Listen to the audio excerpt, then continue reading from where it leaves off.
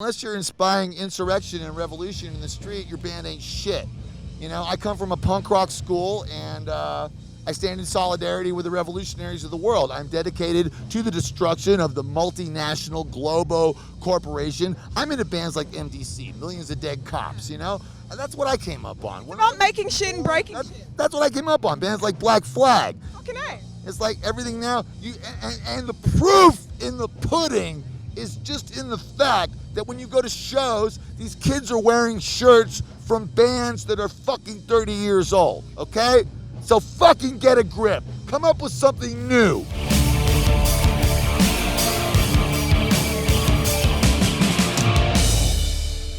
Hey, I'm Christina, welcome to The Void. Tonight I would like to introduce you to my favorite intergalactic space lizard from another planet, Oderus Urungus of GWAR, which is the outer casing of a DC punk rock kid called Dave Brockie, who spent 29 years in GWAR, really putting that band into rock and roll history. I got to interview Dave on his last ever festival tour about a month before he died, and I was really struck by his energy and his enthusiasm, and I really wanted to pick a couple of the moments that I thought kind of told a bit of a story about him and share them with you, because he was a really special dude.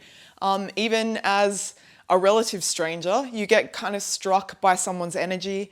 The first clip I'm going to share with you really does trace things back to his roots, where his whole like think for yourself, question authority attitude was formed. I believe in this school of thought, what else fucking matters? And we got here to the venue before this moment, and Dave was like not in his outfit yet. He was like regular human form. I think he was wearing like shorts. I feel like he was wearing suspenders, but I don't remember properly. And just running around the venue, and we're like, hey Dave, you ready? He's like, fuck yeah, I am. And you know, I appreciate that. What was the first show you ever went to, Oderus? Well, it's true that sometimes I will take my beautiful physical form and transform into that of a normal human being. Yeah, every now and then. Every now and then. And I will become that of a little bullshit punk rocker who is 18 years old and who walked into a show in 1980 in Washington, D.C. It was a beautiful time. And playing called Minor Threat. Oh, fucking awesome. That no one had ever heard of before. Dude. Yeah, so like, you know, it had a little bit of an effect on me, yeah. Ian McKay's pretty special. I'm an old school DC hardcore motherfucker, but I'll tell you one thing, I was never straight edge. Those dudes hated my guts. It's important to note that while Dave is connected to DC punk rock culture, though GWAR actually happened in Virginia, that he's still wearing a ridiculously giant cock and has very few fucks to give, as this clip will indicate. I have been like having sex with Henry Rollins lately, and he has got me, I just want to let you guys know, he's got me ripped. I am cut like a fuck. Look at that shit. 50 million years old. 50 and man? I could still You still got it. measure an elephant. And now, to raise the tone a bit, let's show Dave getting a bit literate, getting a bit romantic, getting a bit in love with the written word, if you will. Motherfucker is literate. Can I give you a quick quote from Shakespeare's Romeo and Juliet? You've made worms meat of me. Exactly. Ratio. The second act is great. The end of the first act is a little long. You got to remember, though, that's where West Side Story came from. Exactly. It's common sense, really. Yeah, well, not a lot of people are very educated anymore. People are pretty fucking stupid. Fucking stupid. Yeah, so this moment is about Dave the artist, and the sensitivity and the self-awareness. It's kind of sad when you like get to the end of it, but I kind of wanted to include it because it's important, and I think a lot of artists like live as hard as they can, and that's what matters. And sometimes a way of creating art is a way to separate from yourself and to be connected to a bigger whole, because sometimes it's hard to be with yourself without like any sort of a buffer. And I can't speak for his experience, I can't speak for anyone, but like I understand what it means to do that. I came up old school. When we were born, it was punk rock. You have a punk rock heart and beating under this in this chest. And everyone else can go fuck themselves, okay?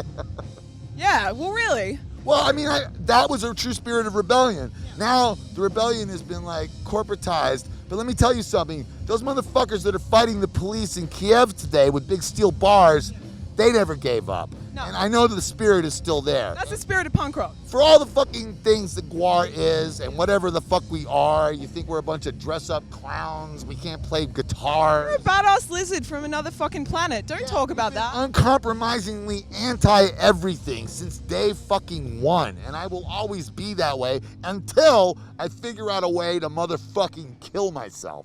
This makes me really sad, but I'm really glad he made so much music and was a part of rock and roll culture. Like, he really was. Like, he'll be in some weird lizard book that remembers 20th century rock and roll, 100%.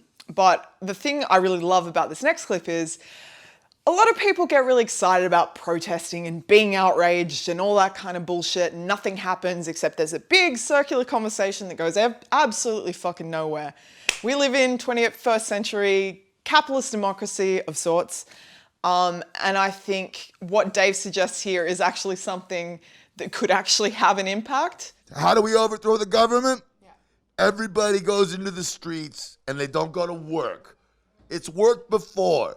The freaking Indians in India, even though they don't call themselves that, they were led by this little bald fuck called Gandhi.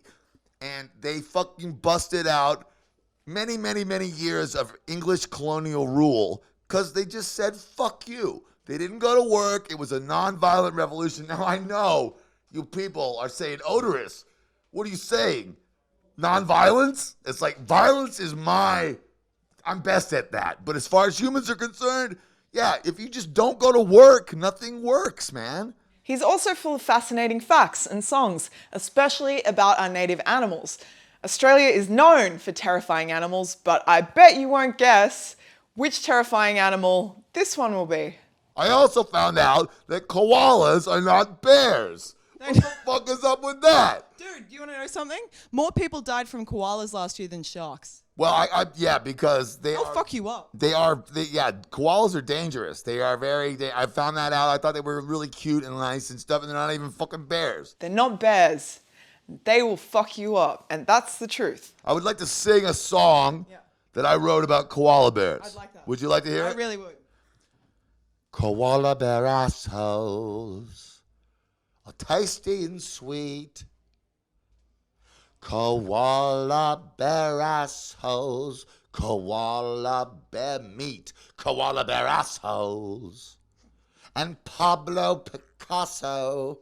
That's it. The next bit, I think, is another important step in telling the story. I think a lot of people, and I know I've worked in music, television, and radio, and all these ridiculous places where people have said dumb shit to me about heavy music, but they think that people listen to heavy music are interested in one tiny bandwidth of music, and it's the reality is most people who listen to heavy music are interested in an incredibly wide spectrum of music, and that in fact that's the difference between people who listen to heavy music and regular folks, that a lot of people in our community are just fucking open-minded and also in love with the culture and the history.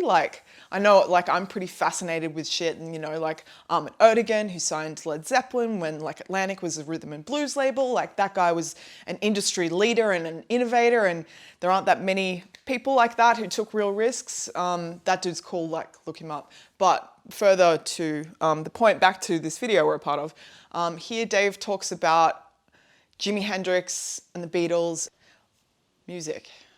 Before Sabbath, there was a little guy named Jimi Hendrix. Yeah, he's pretty special. I honestly think he was the first person. I think he invented heavy metal, honestly. Really? Oh, yeah. He was the first motherfucker that really made a guitar sound like a fucking artillery barrage. Yeah. If you want to listen, if you don't believe me, listen to the Star Spangled Banner at Woodstock.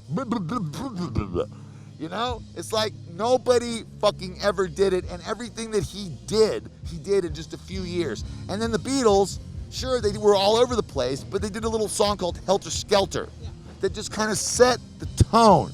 And now it's just it's also change happy. I'm not saying there's not great bands out there, but it's harder than ever for a metal band to be original. He's definitely right. There is templates on templates on templates. And I really hope that, you know, the new generation of musicians can kind of go, fuck that template, fuck the way things are.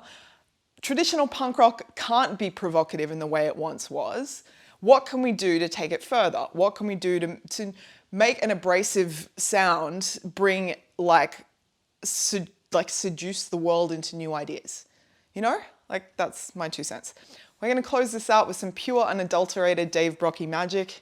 And yeah, this dude was a lifer. Thank you for joining me for this moment to kind of celebrate a few insights into his world. Rock and roll.